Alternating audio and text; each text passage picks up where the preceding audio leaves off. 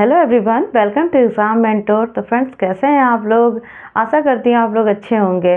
Friends, हम पढ़ रहे थे एनालॉजी टेस्ट, जिसका हिंदी में क्या मतलब होता है, सादृश्यता परीक्षण।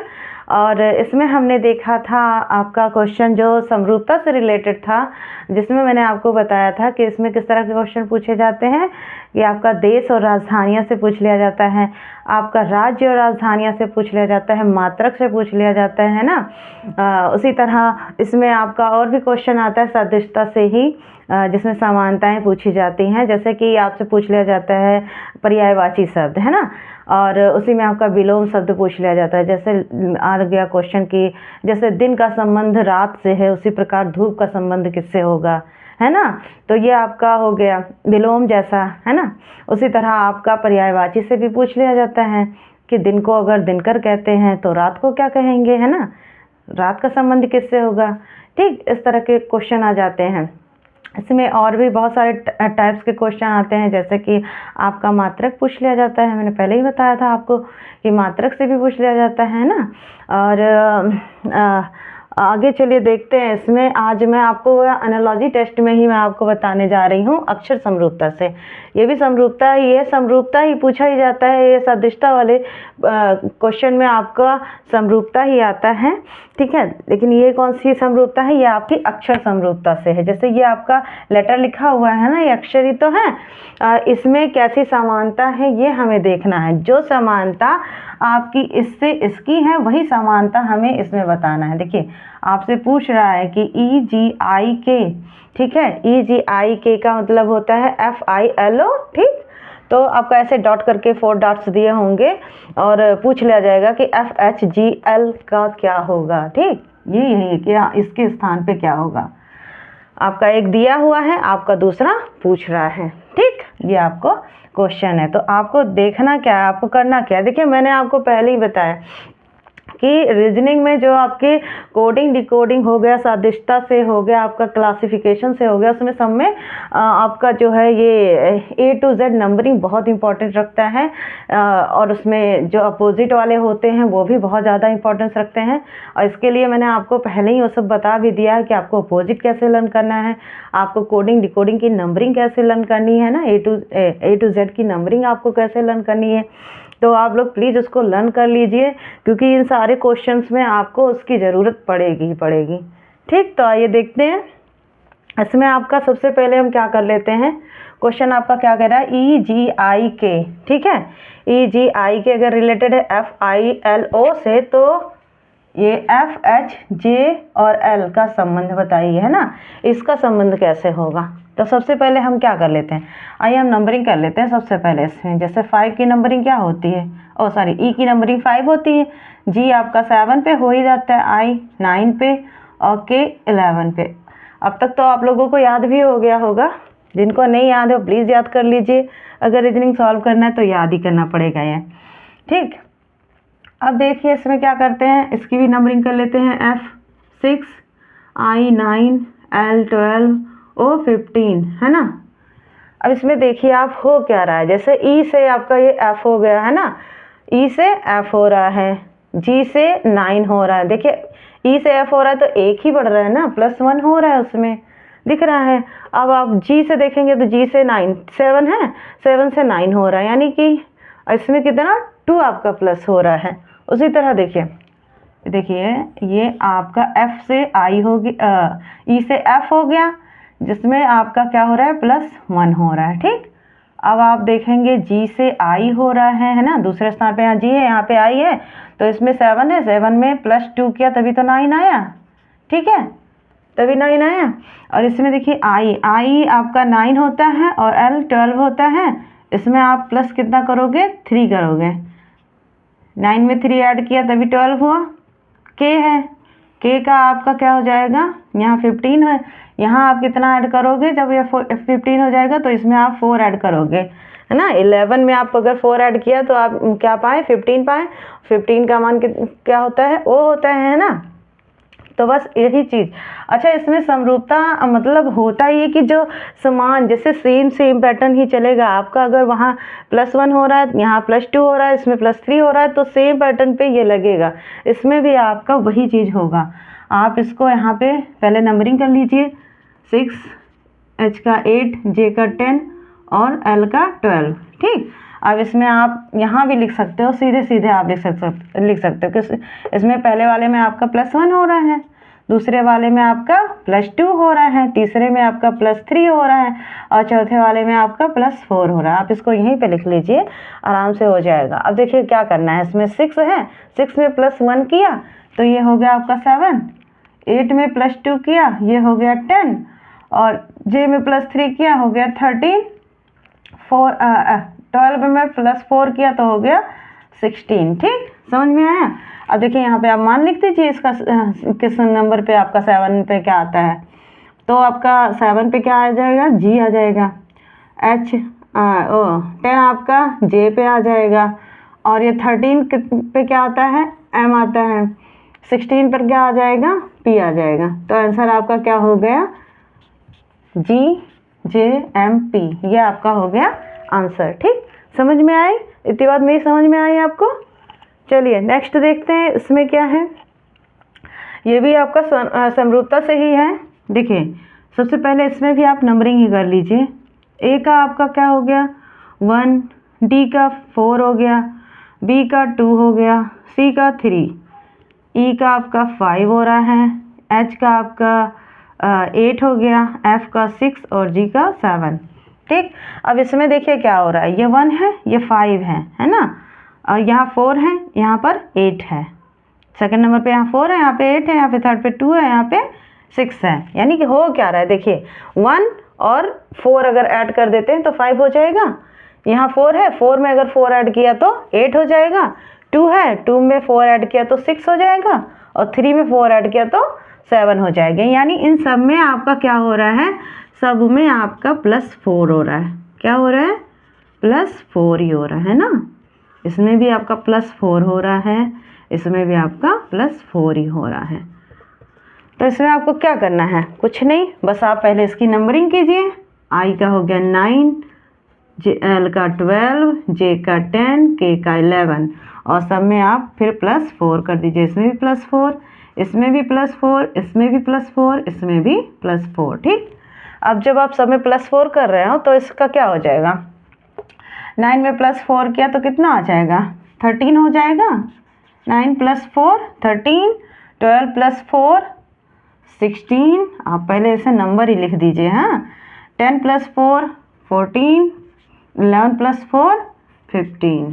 ठीक, अब इसमें क्या करेंगे, बस आप लिख दीजिए कि 13 पे क्या आता है, 13M, 16P, 14N, 15O। तो ये आपका MPNO क्या हो गया, आंसर हो गया। ठीक, समझ में आई इतनी बात। चलिए आगे देखते हैं। एक टाइप आपका, ये आपका टाइप्स हो गया और ये दूसरा टाइप देख लीजिए इसका किस तरह होता है। इसमें आप देख रहे हैं क्या लिखा है, TEACHER, टीचर है ना। टीचर को अगर AETDREH कह रहे हैं तो ELEMENT यानी एलिमेंट को क्या कहते हैं ना, एलिमेंट के जगह पे यहाँ पे क्या आएगा। ठीक, तो अब देखिए इसमें अगर आप सोचें, नंबरिंग कर लेते हैं। जो ये 20 हो गया, ये आपका 1 हो जाएगा, ये 5 है, ये आपका 5 है ना। और यहाँ पे आपका फिर 1 है, यहाँ पे आपका 20 है। मतलब कुछ बैठ नहीं रहा है, क्योंकि अगर आप 20 और 1 में देखेंगे बहुत ज़्यादा गैपिंग है, 5 हो रहा है यहाँ पे, तो इसमें ऐसा ये पैटर्न नहीं लग पाएगा। ठीक है, तो इसको हम दूसरी तरह से देखते हैं। पहले इसको हम ध्यान से देखते हैं कि इसमें हो क्या रहा है ना। तो इसमें सबसे पहले आप देखिए, ये जो लेटर यहाँ पे लिखा हुआ है सेम यही लेटर यहाँ पे भी लिखा है, बस आपका ये C छोड़ के है ना, C के जगह पे आपका क्या आ रहा है, D आ रहा है। बस इसके अलावा बाकी सेम चीज़ लिखा हुआ है ना, बस उलट पुलट कर दिया गया है, उसको उसका स्थान चेंज कर दिया गया है, उसको अदल बदल दिया गया है। ठीक, तो इसमें हम क्या करते हैं, सबसे पहले देखिए आप क्या हो क्या रहा है। इसमें यहाँ पे आपका लिखा है TEA है ना, और यहाँ पे लिखा है AET, आपको दिख रहा है ना, समझ में आ रहा है। ये देखिए ये कैसा इस तरह चल रहा है ना, राइट टू लेफ्ट चल रहा है। तो इसमें क्या लिख दिया गया है, AET, पहले A लिख गया, E फिर T लिख दिया गया, ठीक। और यहाँ पे C है, C में क्या किया गया है, +1 कर दिया गया है, +1 किया गया तो यहाँ पे आ गया D, यानी कि C में +1 किया तो 4 हो गया। तो 4 का क्या होता है, 4 के स्थान पे D ही तो आता है, ठीक, तो D हो गया। और फिर क्या किया गया है, इसमें देखिए यहाँ पे REH हो रहा है, ये REH ही तो हो रहा है, फिर ये भी राइट टू लेफ्ट चल रहा है, ठीक, ऐसे है ना, यहाँ पे तो सेम लिखा ही है, ये वाला चीज़ यहाँ पे चल रहा है।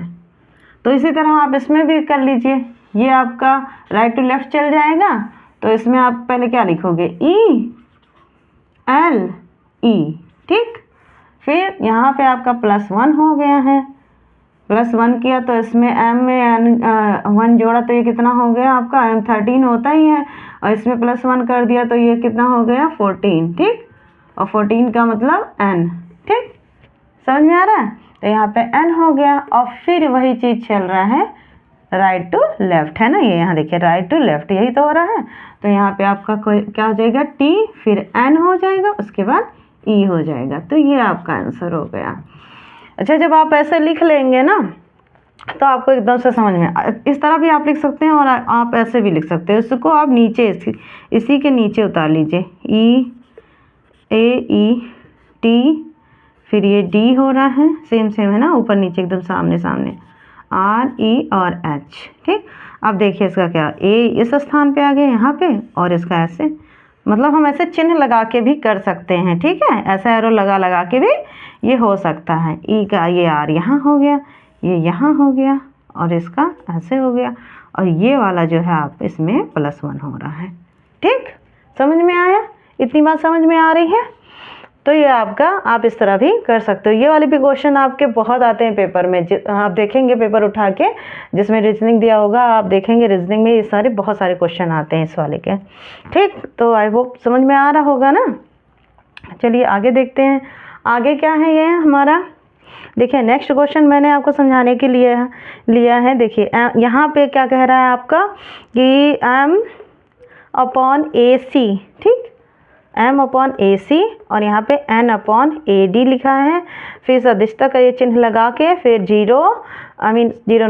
O/AE लिखा है, ठीक। तो अब यहाँ पे क्या होगा, क्वेश्चन आपका ये कह रहा है कि अगर इसका संबंध इससे है तो इसका किससे होगा। आपका ये ऑप्शन दिया है, आप इस ऑप्शन में से बता सकते हैं कि कौन सा आंसर होगा, ठीक। तो आपका क्या Q/AB होगा, या P/AC होगा, या P/AF होगा, या R/AD होगा। हाँ, तो देखिए इसमें आपको कुछ नहीं करना है, अब ये आपको समझ में नहीं आ रहा होगा कि ये लिखा क्या है, लेकिन अगर आप इसकी नंबरिंग कर लेते हैं तो ये बहुत आसान हो जाएगा आपके लिए। सबसे पहले आप इसकी नंबरिंग कर लीजिए, जैसे M है, M13, ठीक, A का आप 1 लिखते हैं, और C का 3, N14, A1 और D 4, ठीक। क्या हो रहा है देख रहे हैं, 13/13 लिखा है, 14/14 लिखा है, यही तो लिखा है, सेम चीज़ है ना, ऊपर नीचे सेम ही सेम लिखा है। तो इसमें भी अब देखिए क्या हो रहा है, O का 15 होता है, और A, ठीक, 1 और E 5, इसमें भी 15/15 ही लिखा है। तो यहाँ पे अब क्या हो जाएगा, अब समझ में आ रहा होगा ना कि अब क्या हो सकता है, यहाँ पे 13 था, यहाँ 14 हुआ, यहाँ 15 है, तो यहाँ पे एक बढ़ेगा ही, 16 हो जाएगा। और 16 का कितना होता है, आप यहाँ पे 16 लिख सकते हैं, यहाँ भी 16 लिख सकते हैं। अब देखिए 16 का कितना होता है, 16 होता है P, ठीक। और 1 का क्या होता है, यहाँ पे 16 का नहीं लिख देना, P/P नहीं लिख रहा है, यहाँ आपको जैसे A और E के फॉर्म में लिखा है, AD के फॉर्म में लिखा है, इसी तरह लिखना है। तो A आपका हो गया, 1 हो गया A, और ये 6 हो गया F, यानी AF। तो इसका आंसर आपका क्या हो जाएगा, P/AF, ठीक। और ये कौन सा है, ये वाला आंसर है, ठीक, समझ में आया। तो ये हो गई आपकी सादृश्यता, ठीक है। इसमें एक क्वेश्चन और भी है, आइए देख लेते हैं। सॉरी, एक क्वेश्चन आपका दिया है, इसमें कैसा है, हाँ देखिए ऐसा दिया है, E/H, क्वेश्चन है E/H, इसका संबंध अगर 22/, 19 से है तो फिर दिया है आपका b/i, इसका संबंध आपका किससे होगा? ठीक, b/i है, ये 1 नहीं है, ये i, b/i, इसका संबंध पूछ रहा है आपका कि किससे हो जाएगा। तो देखिए क्या हो रहा है, सबसे पहले आपको करना क्या है, देखना है कि इसमें हो क्या रहा है। देखिए e लिखा है इसमें h, और यहाँ पे आपका नंबरिंग वाला दे दिया गया है, नंबर वाला है ना। तो क्या करेंगे, पहले हम इसकी भी नंबरिंग कर लेते। जैसे ये नंबर दिया है, ये भी नंबर दिया है, ये भी मतलब इसको भी हम नंबर ही फॉर्म में लिख लेते हैं। तो नंबर के फॉर्म में लिखेंगे, ये 5 हो जाएगा, ये 8 हो जाएगा। तो अब आप देखेंगे इसमें और इसका ऐड अगर देखें तो कितना हो जाएगा, ठीक है। क्योंकि अगर ऐसे हम लिखेंगे ई का 5 अगर अंतर निकालेंगे तो बहुत ज़्यादा हो जाएगा। तो हमें ऐसा नहीं करना है, हमें बस ये देखना है इसका ऐड कितना हो रहा है। तो ऐड जब देखेंगे तो ये 22 में ऐड किया 5 को तो कितना हो गया, 27, ठीक है।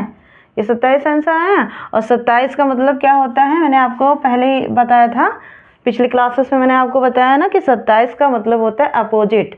जैसे मैंने आपको बताया था कि ए का अपोजिट क्या होता है, जेड होता है, बी का अपोजिट क्या होता है, वाई होता है ना।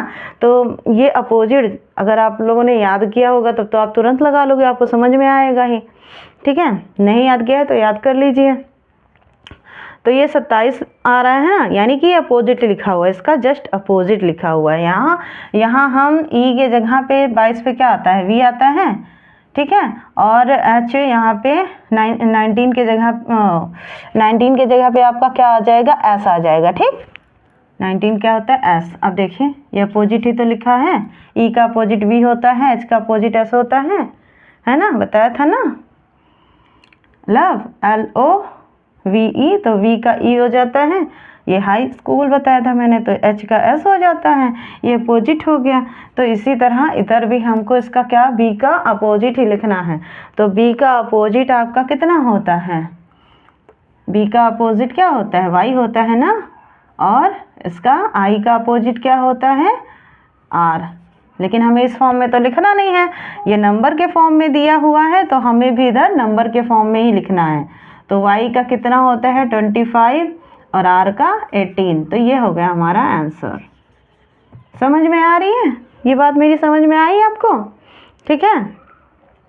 अब देखिए अगर समझ में आ रहा है तो ठीक है, नहीं तो फिर आप सबसे पहले अपोजिट लर्न कर लीजिए, फिर आपको अच्छे से आ जाएगा, ठीक। ओके, तो चलिए ये था आज का हमारा क्लास। और अगर आपको क्लास में कोई भी डाउट्स हो तो आप पूछा कीजिए, आप कमेंट्स बॉक्स में डाल सकते हैं, अपना कोई भी क्वेश्चन हो तो मैं उसका आंसर दूंगी, ठीक है। और अगर आपको मेरी क्लास अच्छी लग रही है तो लाइक कीजिएगा, सब्सक्राइब कर लीजिए चैनल को और दोस्तों में शेयर कर दिया करिए। Okay, thanks for watching, bye.